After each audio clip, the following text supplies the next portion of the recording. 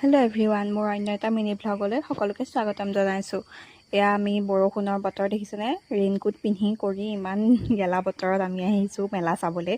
আচলতে মেলা চোৱা প্লেন আছিলে, কিন্তু আমি ওলাওঁতে বতৰ বেয়া হ'ল, উপায় নাই তেনেকৈ আহিছোঁ। এয়া হনুমান মন্দিৰ, তাৰপিছতে আমি পালোহি মেলা। গোটেই যাক তিতি পুৰি আহিছোঁ, যিহেতু ৰক্তিম আৰু মই যিহেতু দূৰৰ হয়, আমাৰ দুটাৰ বেছি কষ্ট হৈছে। বাকীখিনিতো নগাঁৱৰে, সিহঁতৰ ইমান অসুবিধা হোৱা নাই, আমিহে তিতি পুৰি যাব লগা হৈছে। আৰু এয়া দেখিছেনে, মেলাত বোকা চোকা লাগি ভৰি অৱস্থা নাই।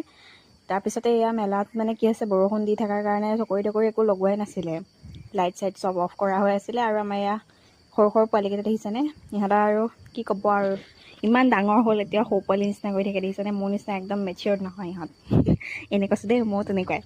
তাৰপিছতে সেয়া গৈ পেলি আমি আৰু অলপ টাইম তাতে এনজয় কৰিলোঁ। অকণমান মানে কি আৰু চব দোকান বজাৰবিলাক চালোঁ, ৰিল চিল বনালোঁ। এয়া আমি ৰিল এটা বনালোঁ দেই।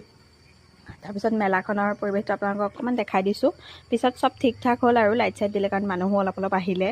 আৰু মেলা চাই আমি চব বিদায় দি কৰি ম'ম' খালোঁ। তাৰপিছতে যোনে যি খায়, মই ম'ম' খালোঁ। তাৰপিছত চবেই কুলফি চুলফি খাই মেলি লাষ্টত বিদায়।